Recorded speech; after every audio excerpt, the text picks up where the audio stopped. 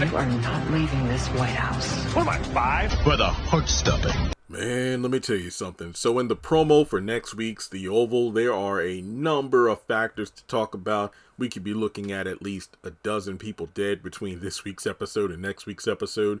But we just want to focus on one character right now, and that's Hunter. We do know in the promo, after he's gotten out of the shower, he's wearing like, a completely black outfit. And then it looks like Victoria's trying to stop him, basically saying, "You're not leaving this White House." What am I, 5? So my guess is this. Because Alonzo gave the rental car keys to Alan, because Alan needs to go back to the pharmacy to drop off the drugs that are left. Because remember, Alonzo took all of the packages, gave most of the drugs to Hunter. So now Alan needs to bring back what he can in order to hopefully get the cartel off their backs. So when he shows up to the pharmacy, he gets arrested. So that car, which has drugs in them, isn't coming back to the White House. So as a result, Alonzo's going to be like, oh, damn, what am I going to do? Because the car is gone. So I'm thinking between that and Victoria putting her foot down, Hunter isn't going anywhere. So he goes to the Oval, takes another hit of the drugs that Alonzo gave him, that Alan was happy that have been given to the president.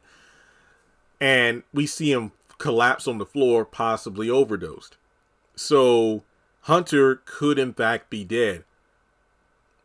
No, he's not, because behind the scenes season 5 stuff, he's still alive. But we could see Hunter OD, which is kind of funny because wasn't it the season 2 finale when, we thought he got shot?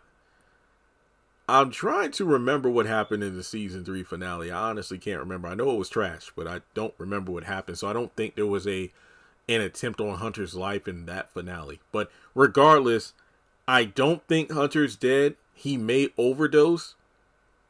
And it's a question of, okay, how did he OD? This, that, and the third. Do you think Alan might be connected to it?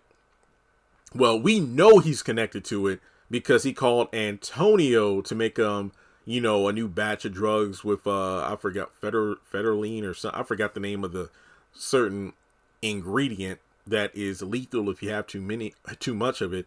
But that particular drug is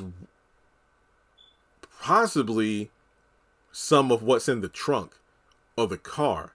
So when the cops take him in, of course, I don't think they would make it public knowledge that there was an overdose. Because, it's funny how Victoria and Eli were talking about it over the phone when she's like, he's in the Oval getting high right now. And he's like, wait, I can't believe this. I hope he overdoses. Oh, don't say that. That would be a terrible way for him to go. How the country would react to that. So obviously they'll come up with some kind of cover story. But if Alan gets connected to it, hey, you work at the White House. You have these drugs in your car.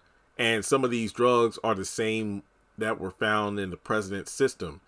So I don't know. Maybe Alonzo could be tied to it because if he was the one that rented the car, his name. There are a lot of, he said, she says in this situation, but I don't think Hunter is dead, but I do find it kind of interesting that he would go out like this, considering he's always talking about, getting high and whatnot. Not to mention, he's kind of been, just boring this season. I mean, he's had a couple of moments, but his whole thing, what are you up to, Victoria? Donald, you're working against me? That's been him the entire season. And acting like he gives a damn about his son. That's all he's been doing. So Hunter dying, I don't really care. I'm more interested to see how Eli and Simone would run things as the first family, but that's just me. So what do you think? Do you think Hunter is going to bite the dust? And if he does, what's the aftermath of that? So with that being said, like and subscribe, follow me on social media, and I'll catch you in the next one.